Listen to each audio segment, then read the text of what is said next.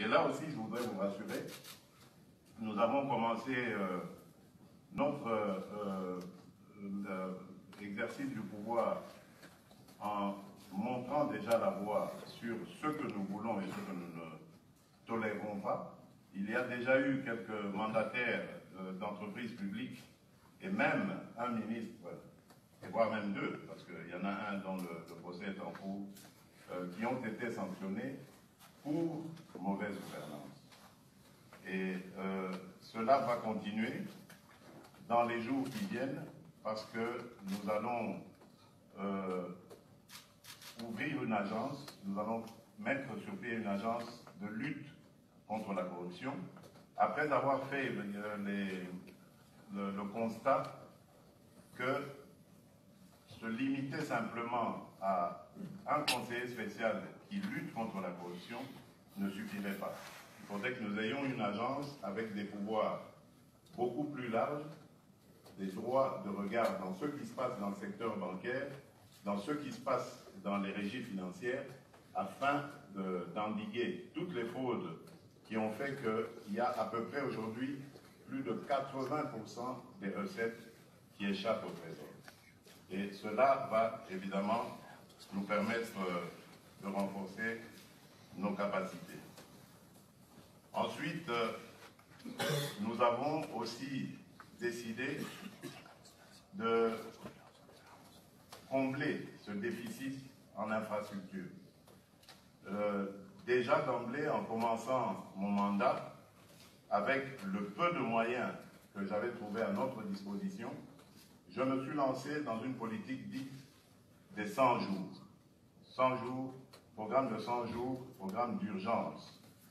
Et ce programme consistait à construire, à aller surtout sur la construction d'infrastructures dans des endroits où les échanges économiques pouvaient être possibles, mais rendus impossibles par l'absence d'infrastructures. Et c'était des routes, c'était des ponts, c'était des barges qui pouvaient permettre des traversées de rivières et d'autres. Donc cela nous a conduit à réaliser certaines choses qui ont eu un impact assez sérieux, assez considérable sur l'économie. Mais nous entendons continuer. Nous entendons continuer parce que ce n'est qu'en multipliant ce genre d'initiatives, comme vous le savez, que nous favoriserons évidemment l'échange national, la libre circulation des biens et des personnes, la facilité. Et pour cela, nous avons aussi mis un accent assez important sur l'éducation et la santé. Cela découle du fait que nous pensons que l'homme congolais est le centre et même le vecteur de tout développement dans notre pays. Or, jusqu'à ce stade, l'homme congolais avait souffert de beaucoup de frustrations.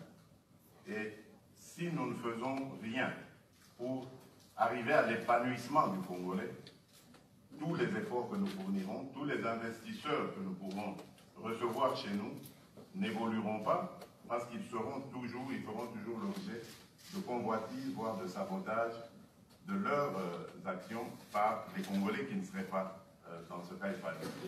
Le président de la FEB a parlé de main-d'œuvre qualifiée. Nous allons mettre l'accent sur la formation professionnelle. C'est très important parce que nous sommes vraiment en déficit depuis quelques années de ce genre de personnel et aujourd'hui nous pouvons nous réjouir du fait que nous avons, à travers l'Institut national de préparation professionnelle, l'INPP, obtenu plusieurs accords, plusieurs contrats de partenariat, principalement avec le Japon, qui nous aide beaucoup dans le renforcement de capacités dans ces formations. Mais nous avons également décrété la gratuité scolaire, la gratuité dans l'enseignement fondamental, parce que nous pensons que cela va avoir, et on voit déjà les effets d'ailleurs, l'effet d'amener toute cette jeunesse qui, pour la plupart, était désœuvrée, était totalement inactive et donc exposée au risque de délinquance. Donc ça va la ramener dans le circuit scolaire et nous permettre donc de former une population qui aujourd'hui est à majorité jeune, mais qui va porter donc les espoirs du lendemain. Et l'autre grand défi que nous avons, c'est celui de l'énergie. Là, il y a d'abord le grand phénomène congolais que tout le monde attend depuis des décennies.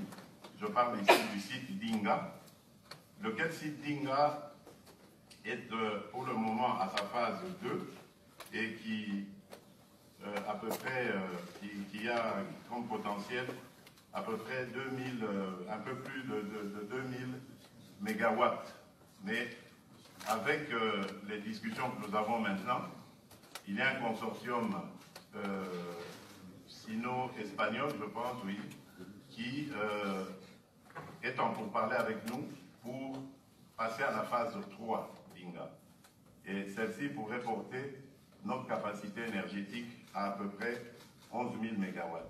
Mais cela ne suffira pas pour booster tout le secteur énergétique.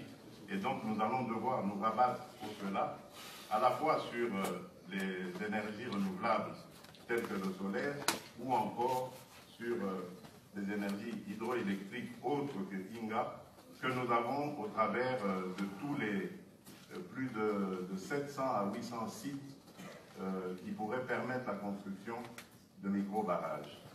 Cette énergie nous permettra éventuellement de diversifier notre économie. Parce que mon souci, c'est celui de sortir du tout dans les mines. Tout jusqu'ici n'a tourné qu'autour des mines et ça ne nous a quasiment rien apporté à nous, Congolais. Nous en avons au contraire beaucoup souffert. Aujourd'hui, notre population est victime de beaucoup de ces activités minières. Les jeunes, j'en parlais tout à l'heure, sont dans les mines. Beaucoup passent leur temps dans les mines et ne vont même pas à l'école. Donc nous sommes en train d'imaginer une politique qui est en train de prendre pied d'ailleurs, de prendre forme et qui va sûrement, surtout aller se baser sur l'agriculture. L'agriculture pour d'abord créer des coopératives, réussir à produire de quoi déjà nourrir la population, mais au-delà, grâce à l'énergie que nous attendons impulser, nous allons également créer des industries de transformation. Nous pourrons, donc, grâce aux routes de desserte agricole qui seront construites, évacuer ces produits ainsi fabriqués et voire même peut-être les exporter. Donc je pense que ce programme est très ambitieux et si vraiment il y en a qui sont intéressés parmi vous, je suis tout à fait disposé à vous écouter et à mettre toutes les conditions possibles à votre disposition pour favoriser ainsi ces échanges. Nous avons également le secteur du numérique. Le numérique, je viens de présider la tenue d'un forum sur ce sujet. Dans quelques jours, quelques semaines, nous allons créer l'Agence nationale du numérique parce que nous voudrions numériser notre économie, la rendre beaucoup plus efficace et pouvoir ainsi lever suffisamment les recettes nécessaires, les ressources nécessaires que l'on va pouvoir mieux répartir à travers la population. Donc voilà ce qui est, je veux dire, le programme que nous comptons mettre en mouvement dans notre pays. Je voudrais ici insister sur le fait, avant de terminer, de dire que le Congo d'aujourd'hui est un Congo nouveau.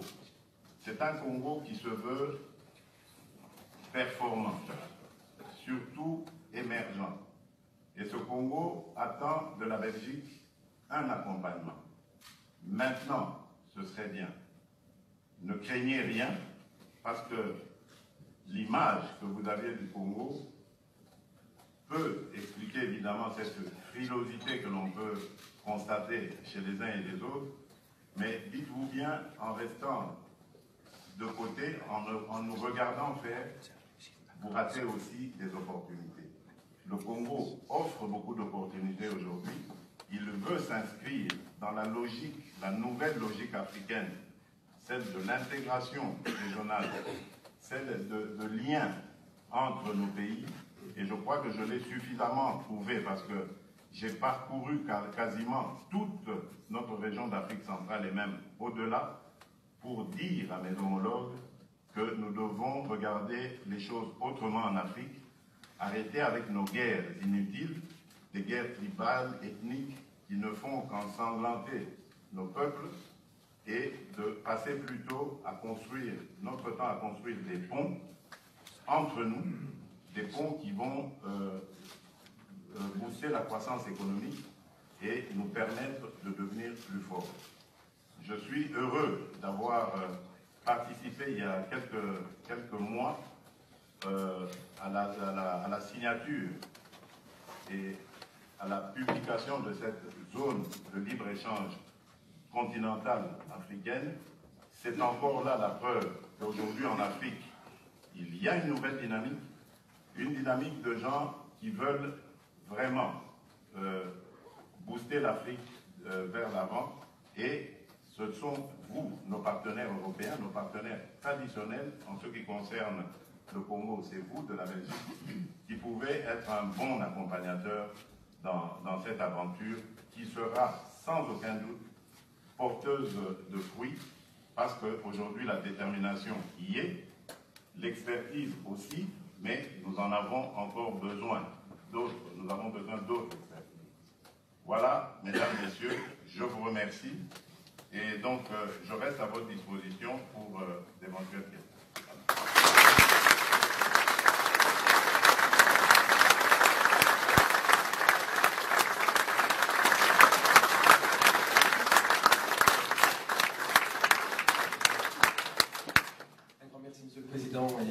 Monsieur le Président a gentiment accepté de répondre à quelques questions de l'audience. Donc je vais me permettre de prendre peut-être 2-3 questions maximum.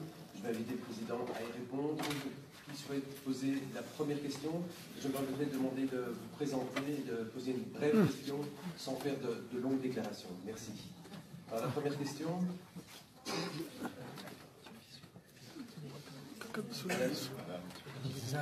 Bizarre, blanc qui va salater. Je m'appelle Eva Daniel Kakuya. Je sais que effectivement avec quelle antenne j'étais souvent.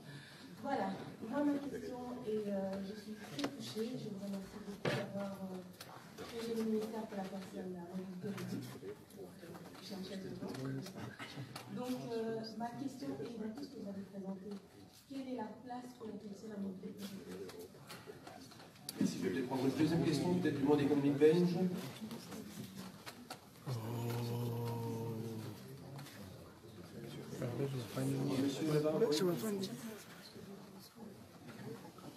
Babelge bavandi nye kaka biso na biso ndenge bozomona. Merci. Monsieur Mouazakaramay Bichma, directeur de projet de la société ZT. Monsieur le Président, ici vous m'avez peut-être pas fait mention, mais lors de vos précédents discours que nous avons suivis, vous avez mis l'accent sur l'identification et le recensement de la population. Nous évoluons dans ce domaine-là. Nous voulons avoir une idée précise sur ce que vous entendez faire dans les jours à venir en ce qui concerne le recensement de la population ainsi que la production des documents d'identité sécurisés. Merci. Merci. Troisième question. Mais... Monsieur.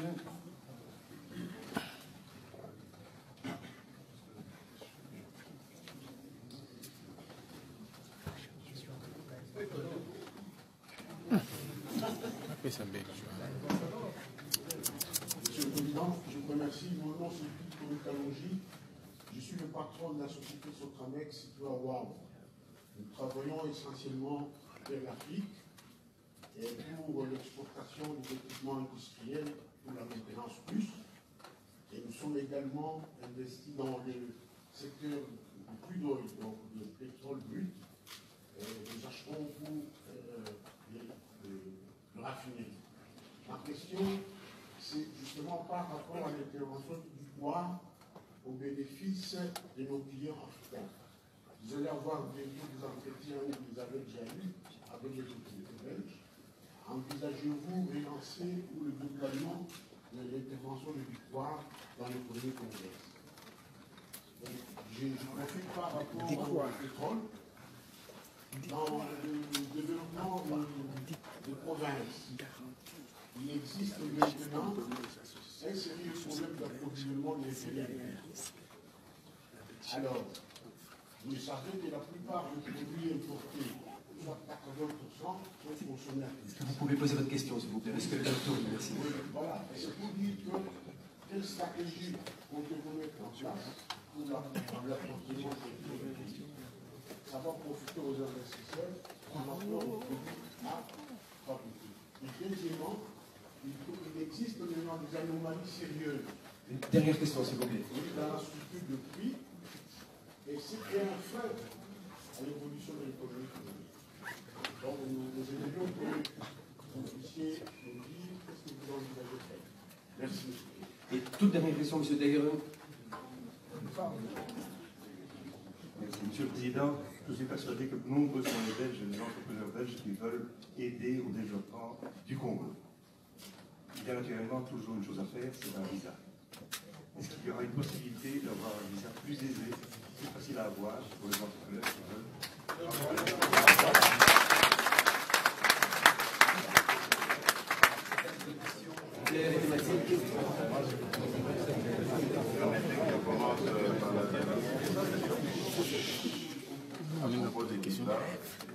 Je pense que, et je m'en excuse d'ailleurs, que si les hommes d'affaires belges ont eu maille à partir avec nos ambassades à ce niveau-là, ça doit sûrement être à cause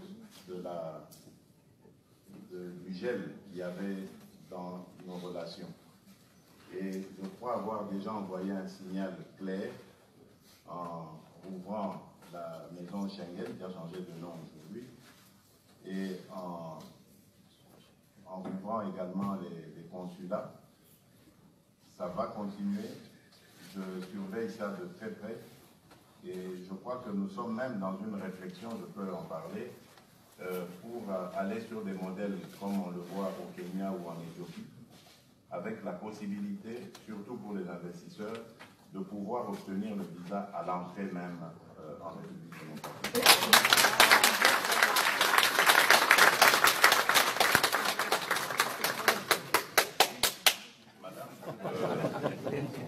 En venir à votre question, je vais demander votre indulgence. C'est vrai que pendant des décennies, nous n'avons pas beaucoup mis de moyens pour les personnes à mobilité réduite, mais bien d'autres aussi, que l'on dit vulnérables.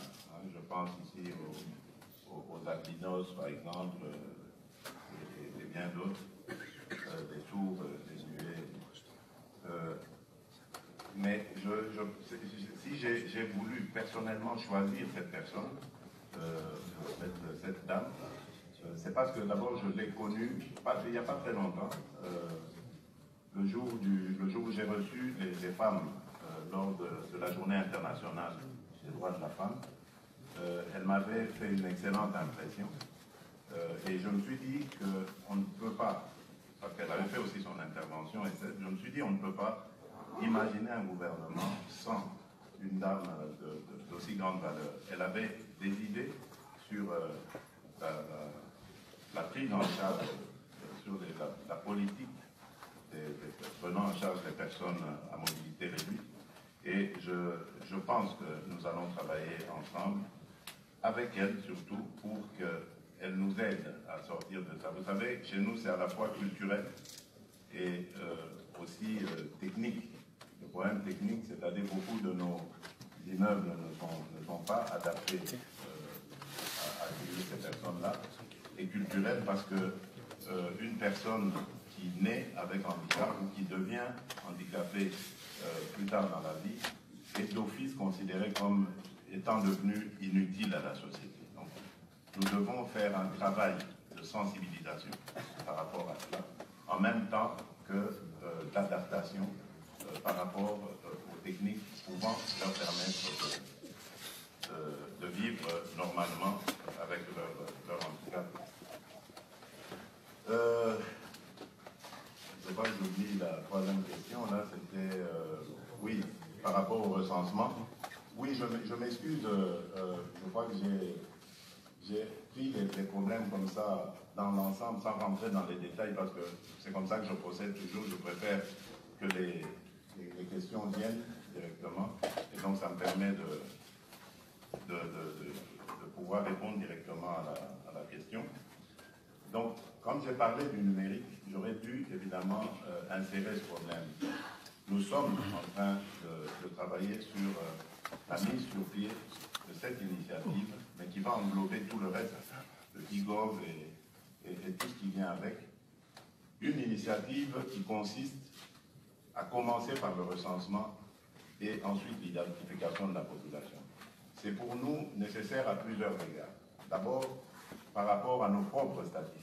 Nous en avons besoin, urgemment, pour planifier une politique sérieuse de lutte contre la pauvreté et surtout d'instauration de l'état de droit, ce qui est un vœu qui m'est très cher.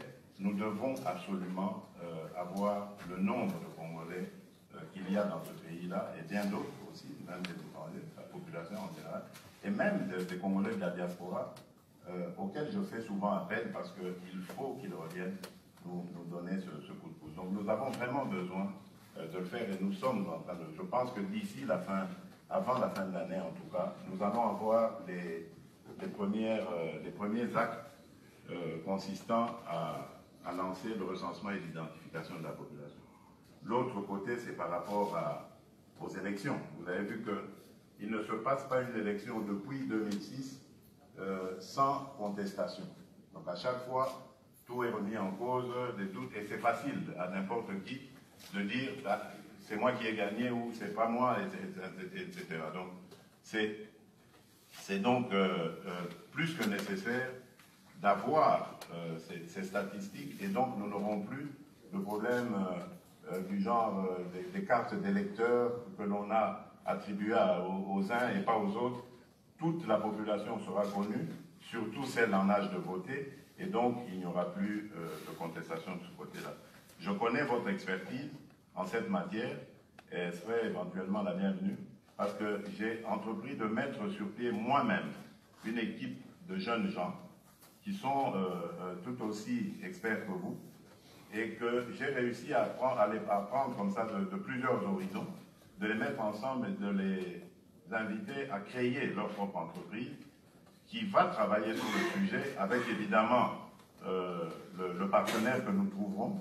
Je ne sais pas, il y a plusieurs noms qui circulent en ce moment. Lors de mon dernier passage au Japon, je les avais amenés, ils ont vu les Japonais, ils sont allés en Corée, ils sont en France, ils ont été même au Pakistan pour recueillir tous ces avis et considérations. Et donc, nous allons avoir ce partenariat qui va nous permettre d'ici, avant la fin de l'année, de nous lancer là-dedans. Donc, c'est vraiment un de nos objectifs. Monsieur Kalonji, oui, donc le premier volet de la question, c'était l'intervention du pouvoir. Nous en avons parlé avec le Premier ministre hier. Je crois que ça, c'est une décision qui dépend de la Belgique. Ce que j'ai vu, par exemple, au Japon, c'est que la JICA, aujourd'hui, est vraiment en pointe sur le retour en Afrique, enfin, plus de présence en Afrique, et surtout au Congo. Et la JICA, elle, a entrepris de garantir aux entreprises japonaises d'aller investir, les investissements qui vont se passer. Donc, cela ne dépend pas de nous. j'ai cru comprendre, en tout cas, en parlant avec mon interlocuteur, qu'il y avait un intérêt certain à réveiller le Ducoire, à le relancer, à le remettre sur le Congo. Et je pense et j'ai bon espoir que cela va aboutir. Il n'y a pas de raison. Alors, par rapport à la distribution du carburant, ça c'est un besoin important, un problème important plutôt que vous posez, et qui fait que, évidemment, nous avons cette disparité de prix selon qu'on se trouve à Kinshasa ou à l'intérieur du pays. Nous avons plusieurs possibilités. Il y a la possibilité déjà que nous avons envisagé des infrastructures, de les améliorer davantage, parce que c'est à cause de cela aussi que lorsqu'on les répercute sur les prix, le coût du carburant, et c'est ce qui fait que ça revient beaucoup plus cher, mais également il y a la construction de pipelines. Nous sommes en pourparlers avec de partenaires importants avec lesquels nous voulons nous lancer dans cette aventure de pipeline qui va faire beaucoup de bien à notre économie. Idem pour la structure des prix, qui pose également un sérieux problème, mais là, je préfère laisser à la nouvelle équipe gouvernementale qui est mise en place le soin de terminer la mission que je leur ai donnée à propos de la structure des prix. Parce qu'il y a à boire et à manger là-dedans. Donc, on ne va pas s'en sortir si chacun y va avec ses recommandations. Ici, je préfère attendre que le travail que j'ai donné à la nouvelle ministre de l'économie nationale, de me faire le rapport, ainsi je pourrais en savoir plus. De toutes les manières, vous aurez très bientôt de nos nouvelles parce que cela fait partie d'une de nos priorités. Nous savons très bien que ça aura une incidence positive sur le prix des denrées de première nécessité. Voilà ce que je peux dire à ce stade, en espérant avoir répondu à vos préoccupations et en vous remerciant pour votre attention et surtout pour l'intérêt que vous manifestez envers notre pays, la République démocratique du Congo. Je vous remercie.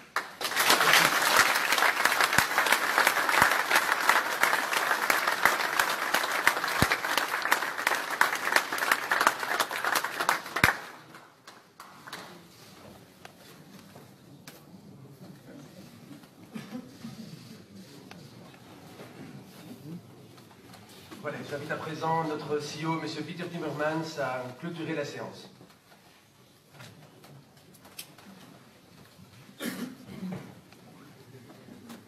Monsieur le Président, Votre Excellence, chers invités, en vos titres et qualités, Mesdames, Messieurs, Votre Excellence, au nom de l'AFUB, je tiens encore à vous remercier d'avoir pris le temps de venir nous exposer ici de vos priorités socio-économiques. J'ai notamment noté avec intérêt l'évaluation des signes et objectifs que vous avez dressés de la situation actuelle et des défis et opportunités qui se posent à la République démocratique du Congo. J'ai pris connaissance avec intérêt des ambitions, priorités qui sont les vôtres. Ceci en matière notamment de bonne gouvernance, croissance économique durable. Vous avez mentionné des axes clés comme la santé, l'éducation, l'énergie, les infrastructures. Et je puis vous garantir que notre pays dispose, dans ces secteurs, de nombreux chantiers. Parfois très connus, parfois moins connus. Bien entendu, les investisseurs ont besoin de stabilité et de sécurité juridique. Deux mots clés, stabilité et sécurité juridique. Je ne doute donc pas que nos entreprises, réputées pour leur volonté d'entreprendre, d'exporter et d'innover, nos entreprises seront très attentives au développement à venir à la République démocratique du Congo. Et je formule très sincèrement le vœu que cette rencontre ce soir et l'ensemble des contacts prévus lors de cette visite officielle dans notre pays marqueront une étape importante dans le renforcement des relations politiques, économiques entre nos deux pays. Monsieur le Président, présence massive des chefs d'entreprise cet après-midi constitue, à nos yeux, un signe très encourageant pour la reprise des liens économiques entre nos deux pays. Regardons vers l'avenir, vers une collaboration. Merci de votre attention.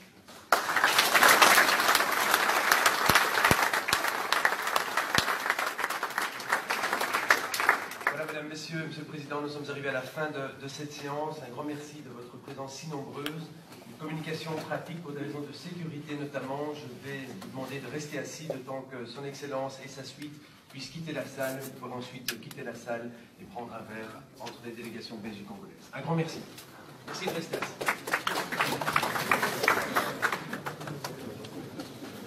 Donc, il faut chasser une image.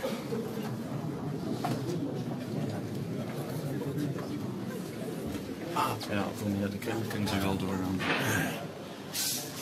Boulot ekotikala kaka boulot biso toza bachasseur d'image malgré que bosali tokoluka kaka image mpona bino chasseur d'image.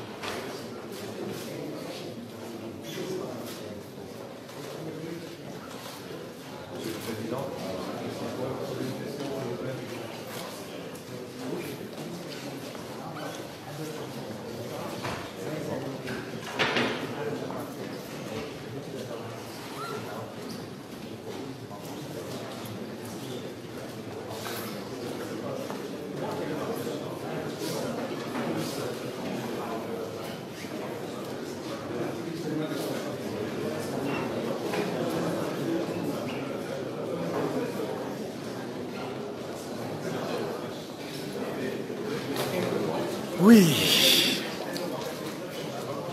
Bino moko bouti kolanda makambo nyonso elekaki na Fédération des entreprises de Belgique, Cyprien Wechi, chasseur d'image, eloko moko na kosenga respect ya boulot na biso. Pona nini tozalaki na palais d'Egmont, ba problème ebimaki te. Tozalaki na palais royal, ba problème ezalaki te. Kaka lelo awa bandeko na biso ya entourage ya président Félix soki bamoni kaka journaliste mpona bango journaliste azalaka nyama bakobandi kotindika ngai. Moi je suis un grand monsieur, je ne me laisserai pas faire. Toyokana na bino bien nde bomolaka Wechi azalaka boye, Wechi azalaka boye. Au moment où presse mobimba, presse internationale bazo respecte ngai kaka bandeko na ngai nde bayaka kodimine simple garde corps atiki ba mindele aye ko pousser ngai soki na lobby Wechi azaka compliqué bino moko bande ko langa en direct na so pese la bino ba image les salaka président bino bazo yeba valeur ya image te batu oyo président azwaki bango wapi ozo tia batu na entourage na yo bazo yeba valeur ya image te. Image nde esalaka moto, presse nde etombolaka, presse nde ekitisaka. Alors biso nde baboyi na bino na moto en tout cas nakoloba na ngai parce que depuis ntongo nazosala moto moko te afuti ngai rien. Et ça je n'accepterai plus.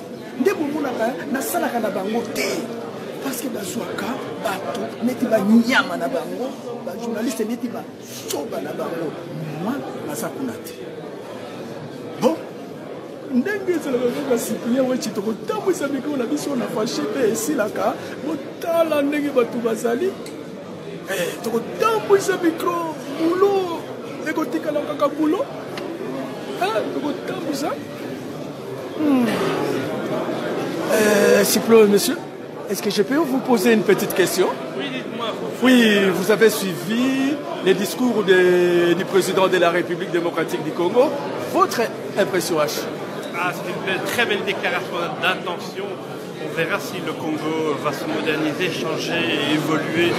On espère avoir un président démocratique avec notre ami Kabila. J'espère que tout va très bien se passer et nous espérons que le Congo va enfin prendre une bonne voie de la confiance et de la démocratie. Et vous êtes prêt à répartir parce que les Congo, vous l'avez abandonné mais j'espère que la sécurité et la transparence va se redévelopper au Congo et va se développer de manière durable. Merci beaucoup. Entrepreneur. Bonjour monsieur, c'est pour un petit renseignement. On vous suit à partir du Congo. Vous venez de suivre les discours de son Excellence Monsieur le Président de la République. Votre première impression? Il est ambitieux. Il a fait le point sur les points des aspects très importants et j'espère qu'il peut réaliser quand même pas mal de ses ambitions. Je suis convaincu qu'il est un espoir pour tout le peuple du Congo, qu'il entend maintenant quelque chose qui est tout à fait différent du passé. Et je sais que ça donne vraiment un espoir pour le pays. J'espère qu'il va réaliser. Et vous œuvrez dans quel domaine? Je suis architecte. Architecte ingénieur. J'ai l'ambition, comme je travaille dans différents pays en Afrique, j'ai l'ambition, comme je connais le Congo, j'espère de continuer de relancer, d'aider dans les projets que le président a prélevé dans ces domaines-là, d'avoir la possibilité de collaborer avec. Merci beaucoup. Merci beaucoup.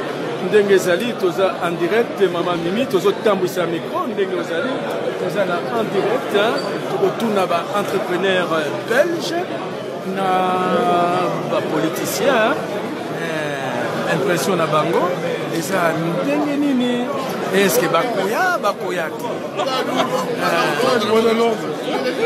Bonjour Mona. S'il vous plaît, monsieur, c'est pour une petite question. Vous venez de suivre les discours de son Excellence Monsieur le Président de la République. Qu'est-ce que vous avez retenu de ces discours? Oui. Qu'est-ce que vous avez retenu des discours de son Excellence Monsieur le Président de la République? Il a parlé infrastructure. C'est bien, l'infrastructure, c'est nécessaire. Est-ce que vous êtes prêt à répartir au Congo? Oui, mais nous sommes déjà fournisseurs de produits, nous sommes Santé Naval. Nous fournissons déjà des bateaux. Ah, ok. Ça va, merci beaucoup. Awa, eza batu ya lar, awa eza ba masolo ya batu ya lar, ceux qui nazo poser ba question, bazo respecter ngai, kaka ba s'il vous plaît monsieur. C'est pour une petite question pour les téléspectateurs des Télématongé. Vous venez de suivre le discours de son Excellence, Monsieur le Président de la République. Je n'ai pas autorité pour répondre. Ah. Voilà. Et vous œuvrez dans quel domaine? C'est pour John Cochrane. Pour John Cochrane. C'est John Cochrane. Ah, John Cochrane. Est-ce que vous êtes prêt à répartir au Congo ou vous êtes au Congo? Moi, je suis au Congo depuis 1984. Ok, merci beaucoup. Toujours tambouissa micro. Omoni Mbele alobi à répondre avec gentillesse nyonso, mais ce qui est comme pas à bande konabiso. S'il vous plaît, monsieur, une petite question. Une petite question. Oui, oui. Posez les questions. Moi, je pose les questions. Ah, vous posez les questions. Vous venez de suivre les discours de son Excellence, Monsieur le Président de la République. Quelle est votre première impression? Il parle très bien. Ouais. Qu'est-ce que je dois dire? C'était bien. Je suis surpris qu'il parle bien et qu'il communique bien. J'ai chose qu'il veut réaliser. J'ai remarqué une chose que moi je pense qu'il y a réellement besoin, c'est un nouveau marché. Ça va. Et vous êtes dans quel domaine? Je suis dans le domaine de l'alimentaire. L'alimentaire. L'alimentaire. Et je peux dire plus, je peux dire en quelques mots ce qu'il a besoin. Pardon? Je peux dire en quelques mots ce qu'il a besoin. J'ai pas... Vous filmez maintenant? Oui. Attends. Oui. Ça va. Je propose qu'il met ensemble les Belges de plus de 50 ans qui ont difficile à trouver du travail mais qui ont une expérience avec les gens de la diaspora et que le gouvernement belge les favorise pour faire des affaires en Afrique qui seront pérennes. Voilà. Voilà, vous voyez, c'est ce que j'ai toujours proposé. C'est ce que j'ai toujours proposé aux Congolais, les Congos belges. Il faut que la Belgique, l'organisation politique entre les mains des Congolais et l'organisation entre la diaspora et le peuple belge. Oui. Que cette proposition a été faite il y a une dizaine d'années au gouvernement flamand, il n'a jamais répondu. Au gouvernement flamand. Et comment est-ce que, bon, on va prendre, maman batata bandeko, tokomina suka, il y a émission nabiso, ndenge na bandeki ko yebisa bino, bomoni flamand, auti koloba, makambo na lobaka toujours. Il y a la diaspora, une élite intellectuelle formée par la Belgique. Une élite intellectuelle formée par la Belgique. Et que la Belgique a l'organisation. Il faut une coopération win-win. Nous apportons les minéraux, la politique entre nos mains, et l'organisation, on donne à la Belgique et à la diaspora. D'ici 10 ans, il n'y aura plus de chômage, ni en Belgique, ni au Congo. Je vous ai toujours dit cela. N'est-ce pas, mon ami? C'est ça. C'est ça, hein? C'est ça. C'est rien d'autre que ça. Mais nous avons besoin de vous parce que ces gens qui ont 50 ans, qui n'ont plus d'emploi, tout ce qu'ils peuvent regarder, c'est l'intérieur de leur appartement et leur aller au Congo. Et puis, les Congolais qui sont ici, qui sont au CPAS, au lieu de les payer l'argent ici, avec les chômeurs, on les prend, on les paye au Congo et ils travaillent et dans l'intérêt des deux pays. Je vais vous dire, donc l'élément essentiel est donc que quand moi je viens dans votre pays et que je parle le français, mais que vous allez parler votre langue entre vous, vos langues entre vous que je ne comprends pas, vous pouvez me vendre sur place. Tandis que quand je travaille avec le Congolais de la diaspora, qui va toujours rester ici en Belgique, je suis sûr qu'on va avoir une combinaison qui est pérenne. Merci beaucoup. Ndenge zalaka bomoni ba flamand. Bazo pesa ngai respect. Nde yo muto entourage ya président Félix ozo respecter ngai te. Ngana sa mona ELB hein. Nande bomonaka wechi na salaka na bango te parce que baza na manque ya respect. Bazo ka mutu neti zoba. Bomoni solution oyo na pesa ki binote. Et en plus de cela, je vous ai toujours dit, l'homme qui a compris les Congolais avant tout le monde. Merci beaucoup.